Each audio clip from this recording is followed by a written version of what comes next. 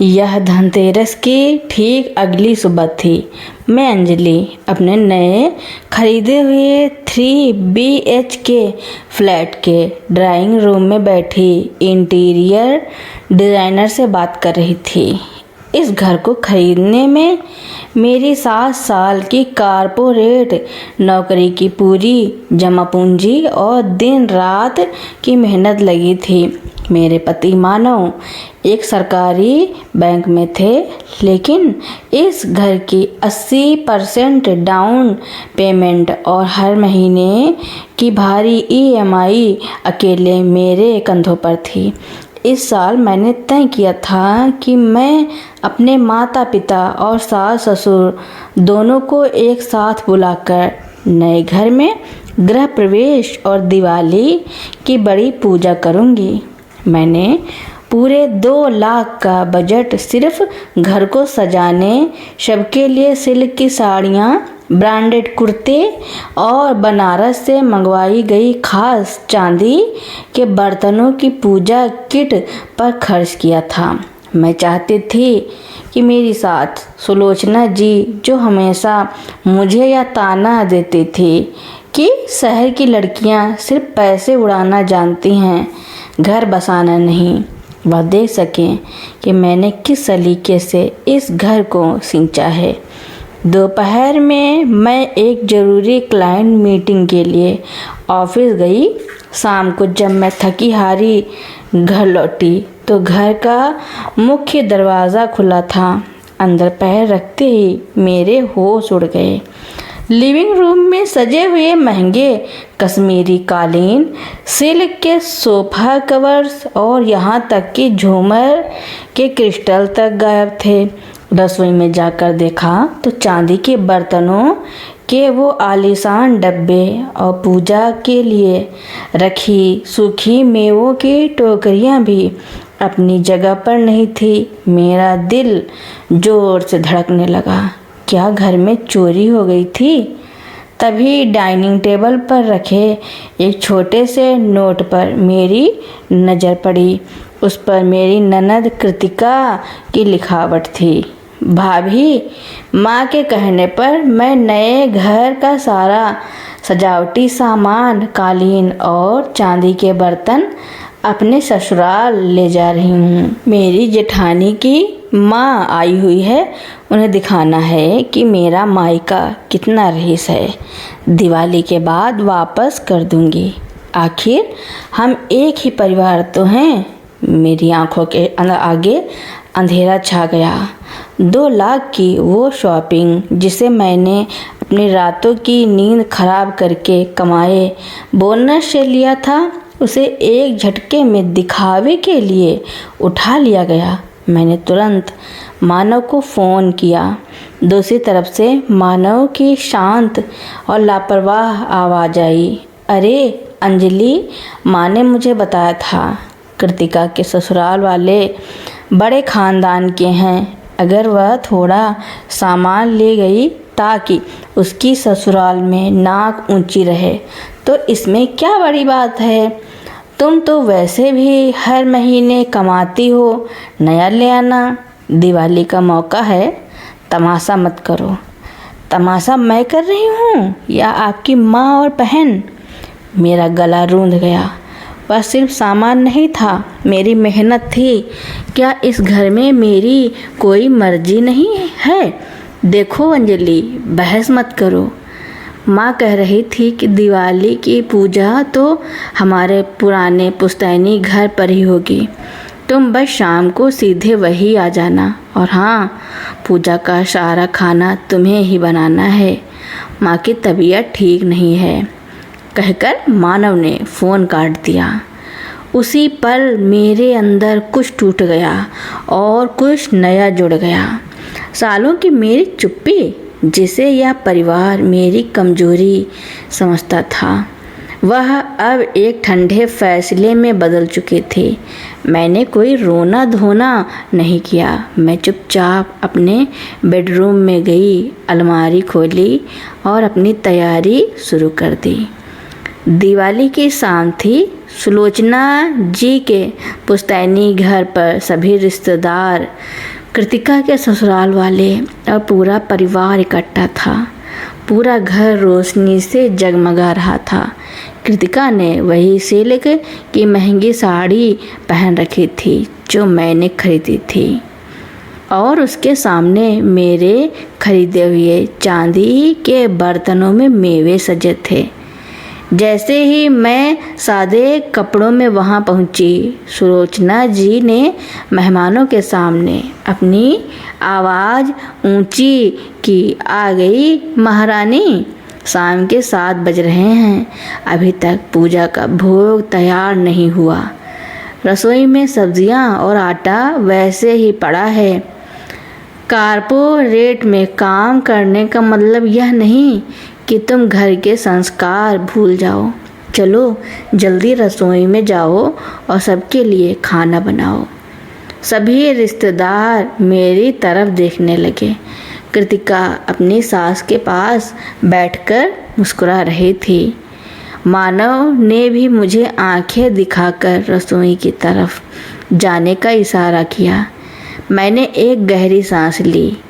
मैं रसोई की तरफ नहीं बढ़ी, बल्कि लिविंग रूम के ठीक बीचों बीच आकर खड़ी हो गई। मेरे चेहरे पर एक अजीब सी शांत मुस्कान थी। अंजलि, बहरी हो गई हो क्या? सुलोचना जी फिर चिल्लाई। तुमने पूजा का भोजन क्यों नहीं बनाया? मैंने आहिस्ता से अपने बैग से कुछ कागजात निकाले और उन्हें सेंटर टेबल पर रख दिया। मैंने बहुत शांत लेकिन इतनी साफ आवाज़ में कहा कि पूरे कमरे में सन्नाटा छा गया। माँ जी, पूजा का भोजन इसलिए नहीं बना क्योंकि जिस बहू के पैसों पर यह पूरा परिवार ऐश करता है, आज से उसने अपनी तिजोरी और इस घर की गुलामी दोनों बंद कर दी है। ये तुम क्या बकवास कर रही हो? मानव गुस्से में आगे आया। मैंने टेबल पर रखे कागजातों की तरफ इशारा किया। यह मेरे नए घर की बेदखली नोटिस है।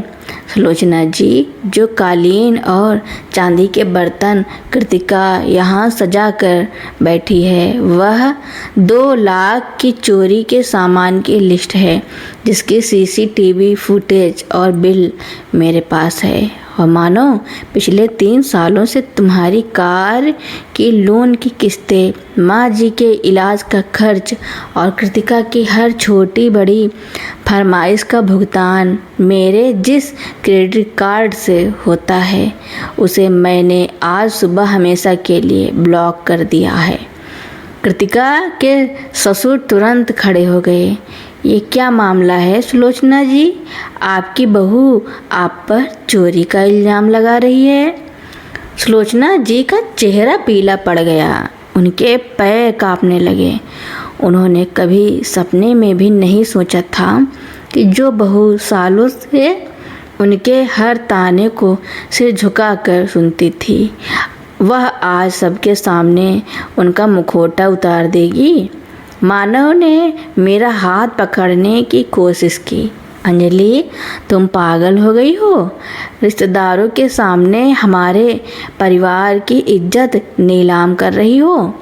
मैंने उसका हाथ झटक दिया और सीधे कृतिका के ससुर की तरफ देखकर कहा, ससुराल में नाक ऊंची रखने के लिए दूसरों के घरों को लूटने वाले परिवार की कोई इज्जत नहीं होती। अंकल जी, जो साड़ी आपकी बहू ने पहनी है, उसकी कीमत चुकाने की औकात इस घर के कमाऊ बेटे की भी नहीं है।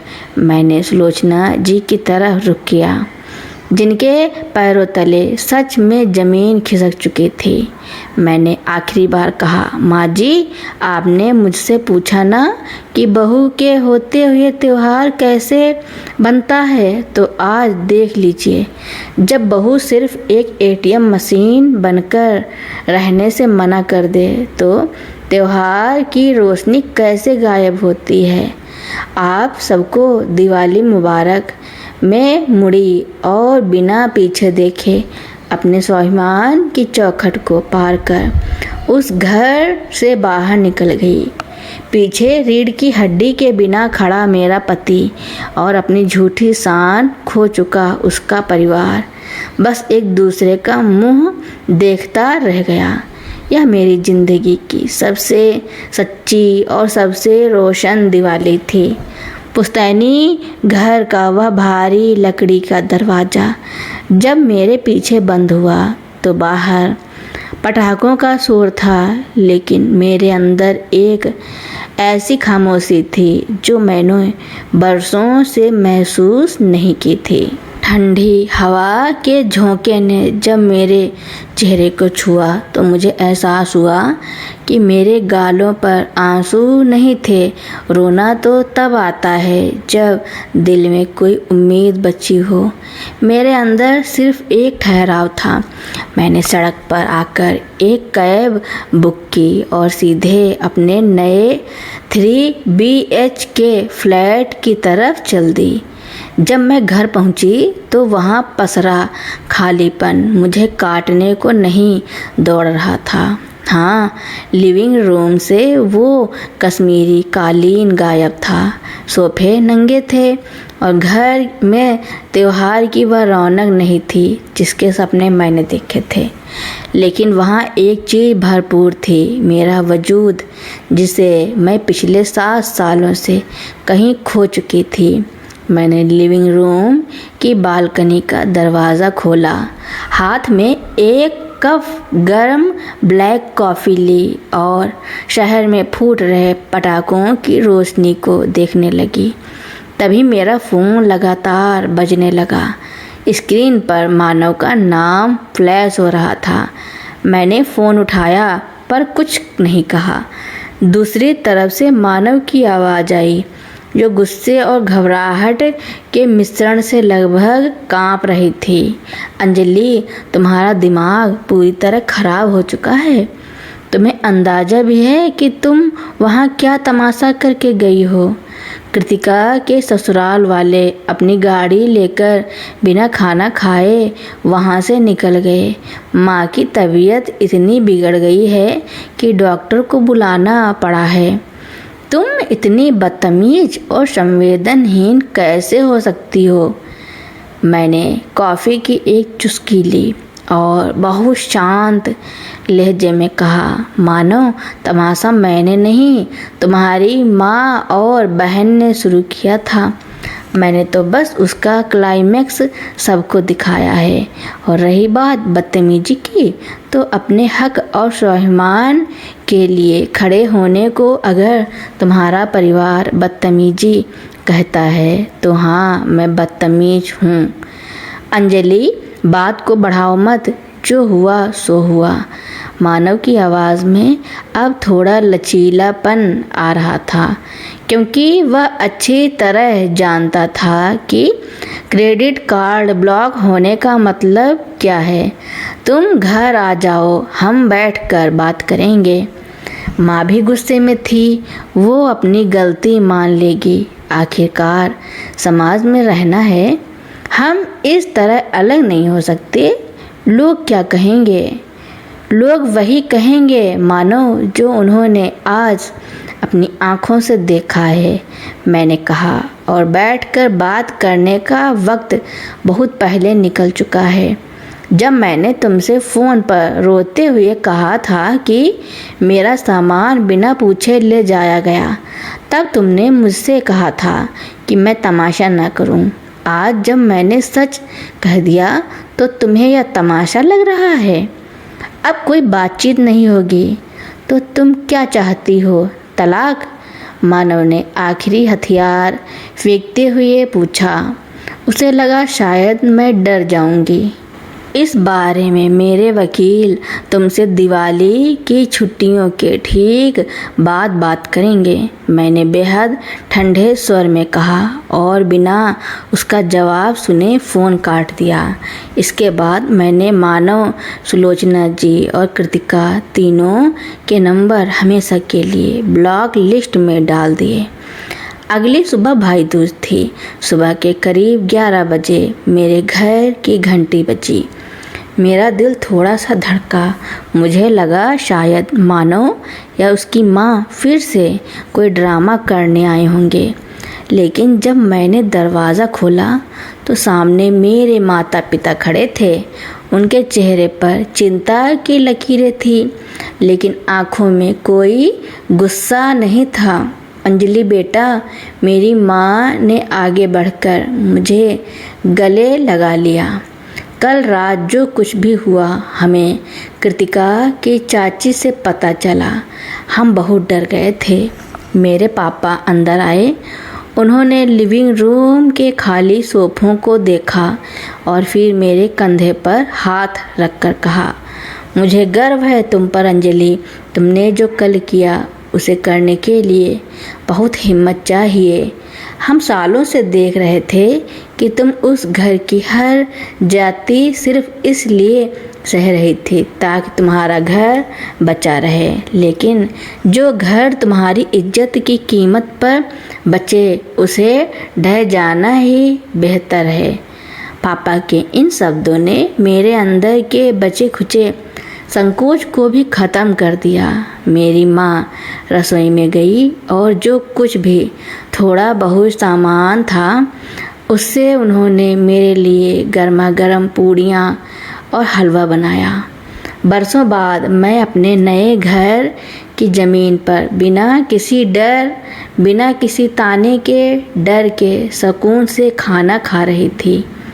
दिवाली बीत चुकी थी और कोर्ट कचहरी के काम शुरू हो चुके थे। मैंने मानव को आपसी सहमति से तलाक और मेरे पैसों के हर जाने का कानूनी नोटिस भेज दिया था।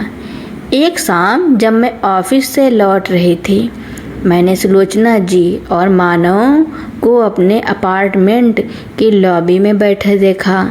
सुलोचना जी का वह अहंकार जो दिवाली की रात 7वें आसमान पर था, अब पूरी तरह गायब था। उनका चेहरा उतरा हुआ था और हाथ में एक थैला था। मुझे देखते ही सुलोचना जी खड़ी हो गईं। इस बार उनकी आवाज़ में वह तीखापन नहीं था, बल्कि एक अजीब सी मिन्नत थी। अंजलि बेटा देखो, हम तुम्हारी वो चांदी की चीज़ें, कालीन और साड़ियाँ वापस करने आए हैं। कृतिका से गलती हो गई थी, वह बच्ची है, नासमझ है। तुम इस छोटी सी बात के लिए घर मत तोड़ो। मैंने उस थैले की तरफ देखा जिसमें मेरी मेहनत के 2 लाख रुपए का सामान रखा था। माँ जी, मैंने उन्हें बीच में ही टोकते हुए कहा, बात कभी सामान की थी ही नहीं, बात उस सोच की थी जिसके तहत आपने यह मान लिया था कि क्योंकि मैं इस घर की बहू हूँ इसलिए मेरी मेहनत, मेरी मर्जी और मेरी इज्जत की कोई कीमत नहीं है। आपने कृतिका को बच्ची कहकर उसकी चोरी को छुपाने की कोशिश की, लेकिन मुझे हमेशा बड़ी बहू बनाकर जिम्मेदारियों के नीचे कुचल दिया। मानव आगे आया। अंजलि प्लीज़ जिद मत करो, सोसाइटी में मेरी थू थू हो रही है। बैंक में सब पूछ रहे हैं कि क्या तुम्हारी पत्नी ने तुम्हें छोड़ दिया। लोन की किस्तें बाउंस हो रही हैं। माँ अपनी गलती मान रही है ना, अब बात को यहीं ख़त्म करो। मैंने मानव की आंखों में देखा, वहाँ आज भी मेरे लिए कोई प्यार या पछतावा नहीं था। वहाँ सिर्फ अपनी डूबी हुई साख और पैसों की चिंता थी। मानो जो किस्तें बाउंस हो रही हैं उन्हें चुकाने के लिए अपनी नौकरी में थोड़ी और मेहनत करो, जैसे मैं करती आई हूँ। और माँ जी, मैंने सुलोचना जी की तरफ रुख किया। यह सामान आप वापस ले जा सकती हैं, इसे अपने पास ही रखिए, क्योंकि कोर्ट में जब हमारी संपत्ति और हर्जाने का हिसाब होगा तब आपको इस सामान से कहीं ज़्यादा बड़ी कीमत चुकानी पड़ेगी। मैंने सिक्योरिटी गार्ड को इशारा किया कि इन्हें बाहर का रास्ता दिखाया जाए। सुलोचना जी ने शायद पहली बार अपनी ज़िंदगी में इतना अपमान झेला था, लेकिन यह अपमान उनके द्वारा मुझे दिए गए सालों के जख्मों के सामने कुछ भी नहीं था। जब वे दोनों लॉबी से बाहर निकल रहे थे तो मैंने राहत की एक लंबी सांस ली। मेरा घर आज भी पूरी तरह से सजा नहीं था। दीवारें अभी भी कुछ खाली थी, लेकिन उस खालीपन में अब एक सुकून था। मैंने जान लिया था कि त्योहार आलीशान सामानों, चांदी के बर्तनों या दूसरों को दिखाने वाली झूठी रईसी से नहीं बनता। त्योहार तो मन की उस शांति और स्वाभिमान से बनता है जो मुझे अपनी आवाज़ उठाने के बाद मिला था। मैंने मुस्कुराते हुए अपने घर की चाबी घुमाई और अंदर चली गई। अब यह घर सिर्फ पत्थरों का मकान नहीं था, यह मेरा अपना किला था। तो दोस्तों, मेरी कहानी सुनने के लिए आपका बहुत बहुत धन्यवाद।